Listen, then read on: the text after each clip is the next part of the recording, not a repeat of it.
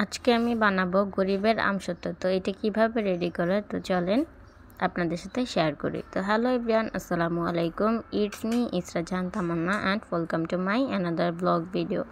তো গাইস, আজকে আমি তো আগেই বলে দিছি কি বানাবো। তো এর জন্য হচ্ছে আমার লাগবে অনেকগুলো আম, আর এগুলো হচ্ছে আমি কুড়ায় পাইছি। তো এগুলা দিয়ে হচ্ছে আজকে আমি আমসত্ত্বটা বানাবো। তো কিভাবে বানাই ওইটাই আমি আপনাদেরকে দেখাবো।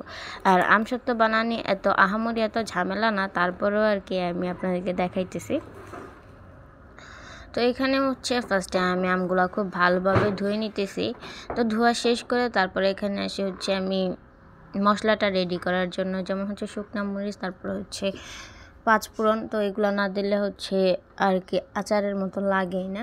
তো এখানে হচ্ছে আমার মশলাটা রেডি করা হয়ে গেছে। আর এই দিকে আমি আমটা সিদ্ধতে বসাই দিয়েছিলাম হালকা একটু পানি আর লবণ দিয়ে। তো তারপরে কালারের জন্য দিছি হচ্ছে হলুদের গুঁড়া আর মরিচের গুঁড়া।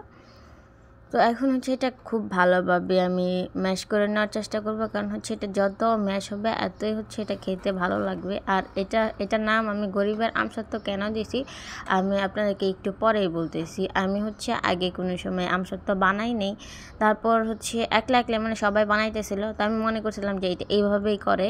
আমি আর কাউরে জিজ্ঞাসা না কইরা আমি হচ্ছে আমার মতো করে আমি এটা বানাই ফেলছিলাম আর কি।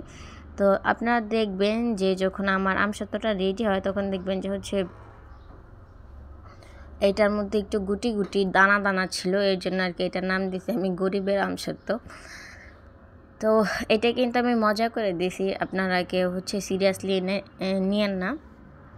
তো এখানে হচ্ছে আমি চিনিও দিয়ে দিছি, কারণ আমটা অনেক পরিমাণে টক ছিল এর জন্য। তারপর হচ্ছে যে মশলাটা আমি রেডি করছিলাম ওইটা দিছি। তো এখানে হচ্ছে যে মশলা বলতে গেলে আমি তো আপনাদেরকে আগে বলছি পাঁচফোড়ন আর হচ্ছে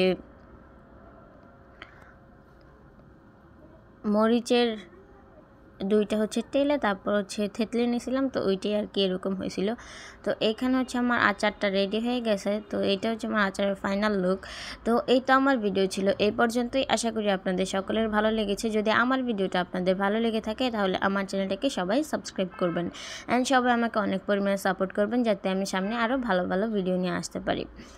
তো সবাই ভালো থাকবেন, সুস্থ থাকবেন আর নিজের শরীরে যত্ন নেবেন। তো এইটা হচ্ছে আমি রৌদ্রে শুকিয়ে দেন হচ্ছে এটা আমি আর কি খাবো। তো অনেক কথা বলে ফেলছি, যদি আমার কথাতে কোনো ভুল ত্রুটি হয়ে থাকে তাহলে আপনারা ক্ষমার দৃষ্টিতে দেখবেন।